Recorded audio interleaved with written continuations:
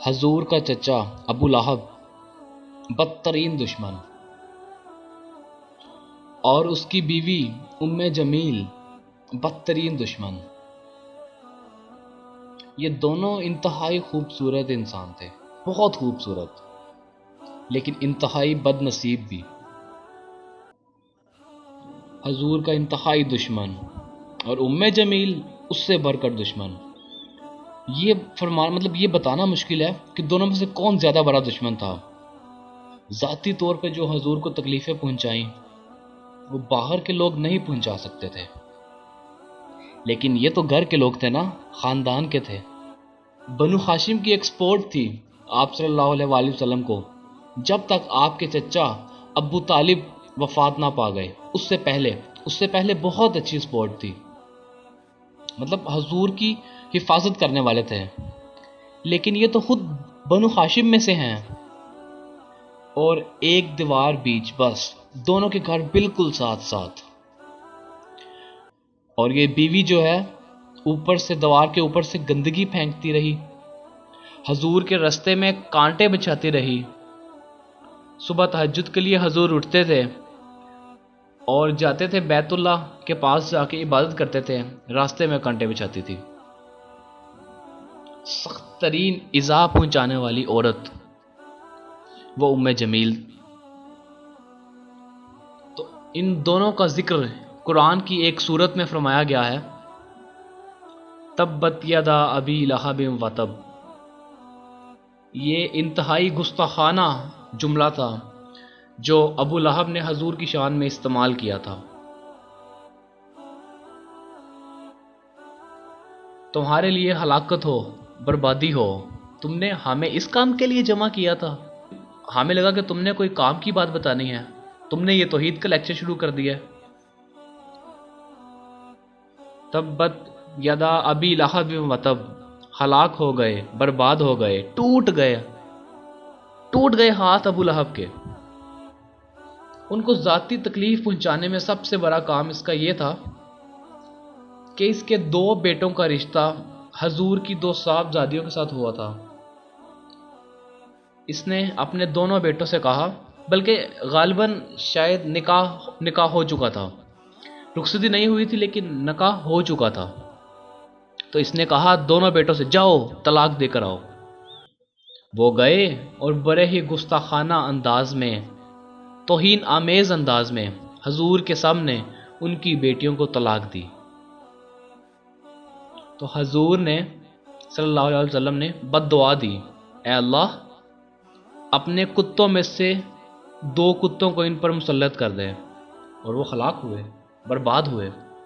ایک کو شیر نے چیر پھاڑ دیا، لیکن ابو لہب کو خوف تھا، کیونکہ وہ جانتا تھا کہ حضور اکرم صلی اللہ علیہ وآلہ وسلم نے یہ بد دعا دی ہے اس کے بیٹے کو، اور اس کے دل میں ایک خوف بھی تھا، شاید وہ جانتا تھا کہ یہ بات پوری ہوگی، لازمی پوری ہوگی، اس وجہ سے اسے ایک عجیب سی بے چینی تھی۔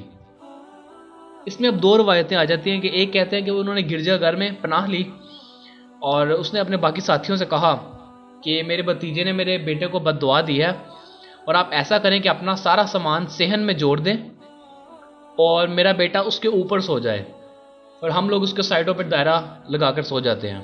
لیکن شیر آیا، سب کو سونگا، اور سونگنے کے بعد چھلانگ لگا کے اوپر چلا گیا اور اس کے بیٹے کو سونگا اور چیر پھاڑ دیا۔ اور دوسری روایت میں یہ آتا ہے کہ ارد گرد چاروں طرف اپنے گلائی میں آگ لگا کر سوتے تھے، اور شیر آیا، اس نے چھلانگ لگائی آگ کی اندر والی سائڈ پہ اور ان کے بیٹے کو چیر پھاڑ دیا۔ حضور کو ذاتی رنج بہت پہنچایا اس نے۔ یہ جو مجلسی معاملات ہوتے ہیں، بیٹیوں کا طلاق دے دینا، یہ ظاہری بات ہے بہت تکلیف دہ چیز ہے۔ بہرحال اس کے لیے فرمایا، تبت یدا ابی لہب وتب ما اغنا عنہ مالہ وما کسب۔ اس کے ہرگز کام نہیں آئے گا اس کا مال، جو کمائی اس نے کی ہوئی ہے، جو مال کمایا ہوا ہے۔ سیصلی نارن، ان قریب جہنم میں جھونک دیا جائے گا۔ ذات لہب، اس کے نام کے حوالے سے بتایا گیا ہے، جو بھڑک رہی ہوگی، شعلوں کی طرح، جیسے یہ ابو لہب ہے شعلہ، اسی کے نام سے آگ بھی شعلوں کی طرح ہوگی۔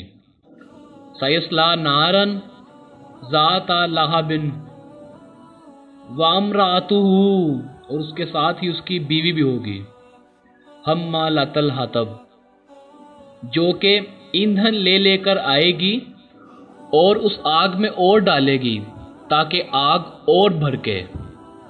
سیصلی نارن ذات لہب وامرأتہ حمالۃ الحطب فی جیدہا حبل من مسد، اس کی گردن کے اندر ایک موٹی سی رسی ہوگی بان کی، جس سے گردن چھل رہی ہوگی۔ یہ جہنم کے عذاب کی ایک شکل ہے جو دکھائی گئی ہے، اس کی حقیقت تو وہیں جا کر واضح ہوگی، اور وہ خدا ہی اس کی حقیقت جانتا ہے۔ دوستو، اس ویڈیو میں بتایا گیا ہے کہ ہمارے نبی نے بد دعا دی، اور وہ بد دعا کس طرح ادا کی جا کے، اور اس بد دعا نے اپنا رنگ کیسے دکھایا۔ دوستو، امید کرتا ہوں کہ آج کی ویڈیو بھی آپ کو پسند آئی ہوگی، اور نئی نئی اپڈیٹس کے لیے پلیز میرے چینل سبسکرائب کر دیں تاکہ آپ کو آنے والی ہر اپڈیٹ مل سکے، اور بیل آئیکن کو بھی پریس کر دیں۔ اللہ حافظ۔